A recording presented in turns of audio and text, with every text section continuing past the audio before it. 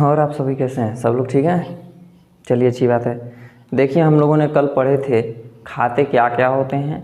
ठीक है, मतलब पिछली वीडियो में हम लोगों ने पढ़ा था कि खाते क्या क्या होते हैं और उसमें उसके कितने प्रकार होते हैं, उसको किस तरह से लिखे जाते हैं। ठीक है, उसकी पहचान क्या क्या होती हैं। आज हम लोग पढ़ेंगे इसमें आपका उनके जर्नल का प्रारूप, यानी कि फॉर्म्स ऑफ क्या है, form of journal, form of journal, यानी कि इसके प्रारूप कैसे, मतलब इसको बनाए कैसे जाते हैं, इसमें कितने कॉलम होते हैं। देखिए भाई, एक चीज़ पिछले अभी जो हाल ही में, ठीक है, थर्ड ईयर वालों का जो वाइवा हुआ है, ठीक है, इसमें ये क्वेश्चन आया था कि ये बताइए कि जो जर्नल की प्रविष्टियाँ की जाती हैं, जो जर्नल के रोजनामचा के जो लेखे किए जाते हैं, उसमें टोटल कितने कॉलम बनते हैं। ठीक है, जो एंट्री की जाती है वो कितने कॉलम बनते हैं। तो इसमें भाई 5 कॉलम बनते हैं। कितने कॉलम? 5 कॉलम बनते हैं। कौन कौन से, ये भी आया था कि अब ये भी पूछा गया था कि उसमें कौन कौन से बनते हैं। तो आइए देखिए, इसमें पहला जो होता है आपका डेट होता है, दूसरा कॉलम जो होता है पार्टिकुलर्स, तीसरा जो होता है एलएफ नंबर यानी कि लेजर, ठीक है, यानी कि खाता संख्या होता है, यानी कि किस पृष्ठ पर क्या लिखा हुआ है इसमें उसी का ये, मतलब इसमें तो ठीक है, ये किस पृष्ठ पर लिखा हुआ है यहाँ पर लिख देते हैं। ठीक है, यहाँ पर ये लिखा जाता है। उसके बाद बात करते हैं डेबिट साइड, और ये हो जाता है आपका क्रेडिट साइड। ये जो है भाई अमाउंट होता है, ठीक है, ये आपका अमाउंट होता है, ठीक ना। तो कितने कॉलम बन गए? 1 कॉलम, 2 कॉलम, 3, 4, 5, ये आपके 5 कॉलम बनते हैं। और अब हम लोग जो भी क्वेश्चन है इस पर सॉल्व करेंगे, जो कुछ भी क्वेश्चन सॉल्व होता है इसी तरह से सॉल्व होता है। ठीक है, इसको आप बना लीजिएगा अच्छे से, ताकि आपको किसी भी प्रकार की कोई परेशानी न हो। ठीक है, पहला कॉलम डेट का होता है, दूसरा कॉलम पार्टिकुलर, तीसरा जो होता है कॉलम एलएफ नंबर का, डेबिट का होता है, चौथा कॉलम, पांचवा जो होता है क्रेडिट का होता है। ठीक है, ये प्रारूप है। इसी में हम लोग आगे जब न्यूमेरिकल्स लगाना स्टार्ट करेंगे तो इसी में लगाते चलेंगे, इसी के माध्यम से लगेगा।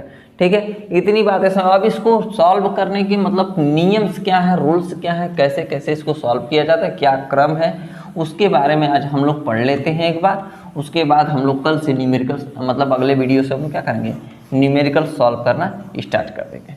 ठीक है, तो अभी फ़िलहाल हम लोग इसके रूल्स को समझ लेते हैं, क्या रूल्स होते हैं न्यूमेरिकल्स। मतलब इसके बाद हम आपको बताएंगे, रूल्स के बाद हम बताएंगे उसमें क्या क्या, मतलब कौन कौन सी प्रविष्टियाँ की जाती हैं, ठीक है, और किस तरह से की जाती हैं उसके बारे में हम आपको समझा देंगे। उसके बाद आपको न्यूमेरिकल्स लगाना बिल्कुल आसान है। एक बार उसको याद कर लेंगे अगर अच्छे से ना, तो आपको किसी भी प्रकार की कोई परेशानी नहीं होगी। ठीक है, चलिए, जर्नल जब हम करते हैं, यानी कि रोजनामचा जब हम करते हैं, ठीक है, तो देखिए सबसे पहला चीज़ ध्यान से सुनिएगा। अगर जब हम रोजनामचा करते हैं तो उसमें जो भी पहली लाइन जो होती है डेबिट करते हैं। जो पहला लाइन क्या होता है, यानी कि जैसे परचेज अकाउंट क्या कर देंगे, देखिए पहली लाइन क्या हो गई हमारी, डेबिट हो गए, टू कैश अकाउंट। तो देखिए ये चली जाएगी कहाँ पे, क्रेडिट में। और एक ध्यान रखिए, इतनी तो बात सही है, इतनी बात तो ठीक है। पहली लाइन क्या करते हैं, डेबिट करेंगे, और दूसरी लाइन क्रेडिट कर देते हैं। डेबिट और क्रेडिट कर देते हैं।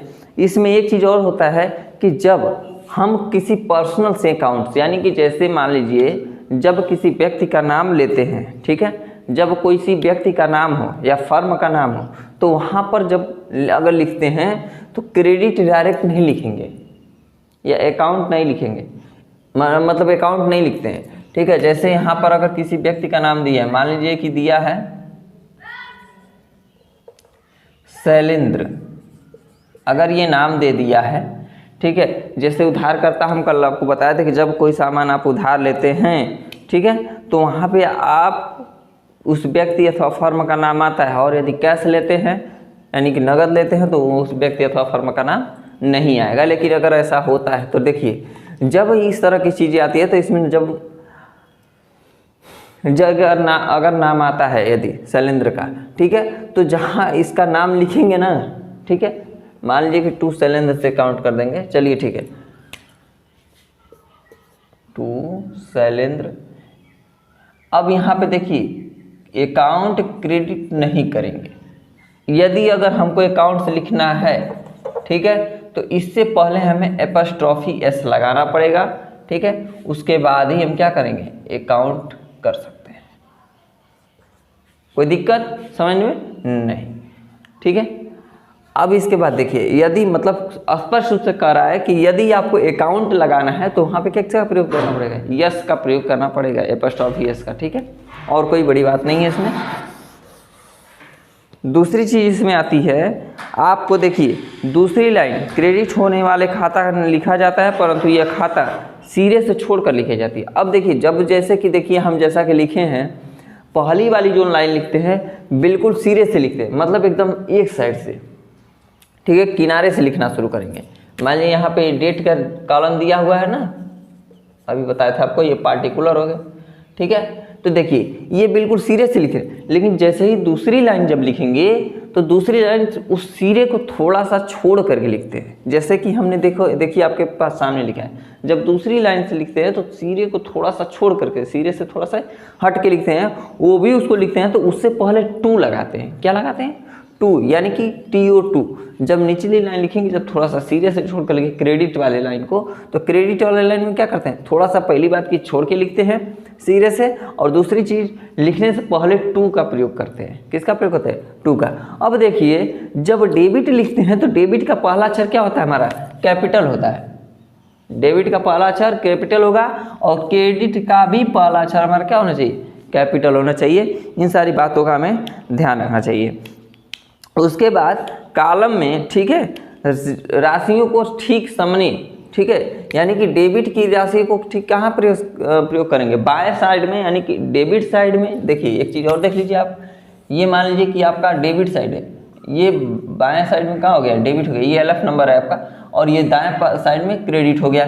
यदि किसी प्रकार का मान लीजिए कि अमाउंट लिखते हैं, मान लीजिए कि 500 ले लेते हैं, किसी से हमने लिया है, ठीक है, यदि किसी प्रकार का हमने अमाउंट से लिया है, या मतलब नहीं कोई माल खरीदा है, कितने का हमने 500 रुपये का कोई माल खरीदा है, तो इसकी जो डेबिट साइड में एंट्री होगी वो कहाँ जाएगी, बाएं साइड में हो जाएगी 500 रुपये से। उसके बाद जो क्रेडिट साइड में एंट्री होगी हमारी क्या हो जाएगी, तो ये भी 500 रुपये की एकदम सीधी रेखा में करेंगे, ठीक है, ये भी एकदम सीधी रेखा में होनी चाहिए, सीधी लाइन में, और इसको भी कहाँ होना चाहिए, एकदम ठीक सामने हो चाहिए, ठीक है।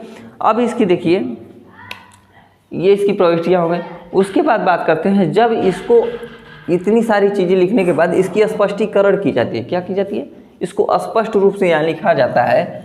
मान लीजिए जैसे कुछ अभी हम आपको कल एक दिखाए भी थे, जैसे इसको नरेशन कहते हैं, बीइंग परचेज्ड,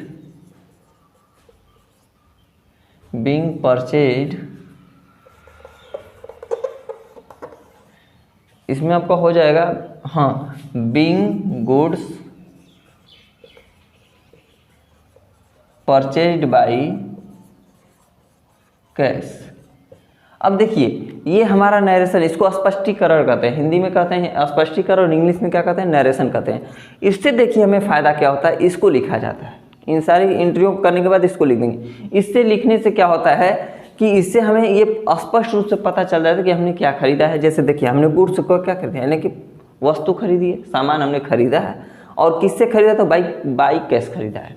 और यदि अगर मान लीजिए जैसा कि अभी बता रहे थे, यदि कोई उधार माल लिया है हमने, मान लीजिए शैलेंद्र से, बता रहे थे ना कि हम शैलेंद्र से कोई माल खरीदे हैं, तो लिख देंगे बीइंग गुड्स परचेज्ड फ्रॉम